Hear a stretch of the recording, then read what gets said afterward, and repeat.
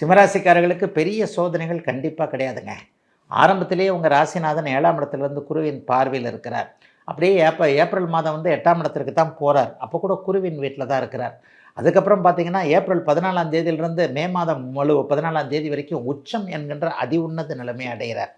ஆக ராசிநாதன் சூரியன் வலுவாக இருப்பது, அதைவிட மேலாக 11ஆம் இடம் என்று சொல்லப்படக்கூடிய வெற்றி அமைப்புகளில் உங்களுடைய வலுவான ராசிக்கு அதிபதியானவர் வலுவாக இருக்கின்ற அதே நேரத்தில் 11ஆம் இடத்துல யோகாதிபதியான குரு பகவான் வலிமையாக இருப்பது, சிம்மராசிக்காரர்கள் ஏப்ரல் மாதமும் மே மாதமும் வெற்றி செய்திகளை மட்டுமே அனுபவிக்கப் போகிறீர்கள் அப்படிங்கிறத தெளிவாக காட்டுதுங்க. ஆரம்பத்தில் கொஞ்சம் குழப்பங்கள் இருக்கும், கொஞ்சம் உழைப்பு அதிகமாக இருக்கும், ஏதாவது ஒரு வகையில் மட்டம் தட்டப்படக்கூடிய சூழல்கள், அட்டமத்த சனி நடக்குது இல்லையா?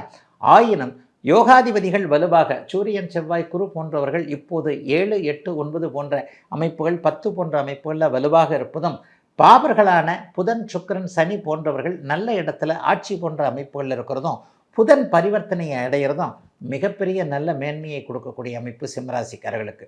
சிம்மராசிக்காரர்கள் பொதுவாகவே ராஜராசி இல்லையா அவங்களுடைய ராசி, பொதுவாகவே ஆளுமை திறன் கொண்டவர்கள், வெற்றியை பெறுவதற்கென்றே பிறந்தவர்கள் அப்படின்னு நான் கண்டிப்பாக சொல்லிடுவேன். ஆக எல்லா நிலைமைகள்லையும் கொஞ்சம் மார்ச் மாதம் ஒரு மாதிரியான குழப்ப நிலைகளை, பதற்ற நிலைகளை, டென்ஷன் நிலைகளை, குடும்பத்தில் கொஞ்சம் கணவன் மனைவி போன்றோருக்கு கொஞ்சம் ஒரு மாதிரியாக மனைவியின் உடல்நிலையை பற்றி கணவன் கவலைப்படுவது, கணவனுடைய உடல்நிலையை பற்றி மனைவி கவலைப்படுவது என்பது மாதிரியான சில நிலைகளை கொடுத்தாலும் கூட மிகப்பெரிய அளவில் வெற்றிகள், பொது வாழ்க்கையில் நல்லவைகள் நடக்கக்கூடிய அமைப்பு, அலுவலகம் வேலை தொழில் அமைப்புகளில் உங்களுடைய இருப்பை உறுதி செய்யக்கூடிய அளவிற்கு ஸ்டாண்டர்டான சில விஷயங்கள் நடக்கிறது கண்டிப்பாக உண்டு.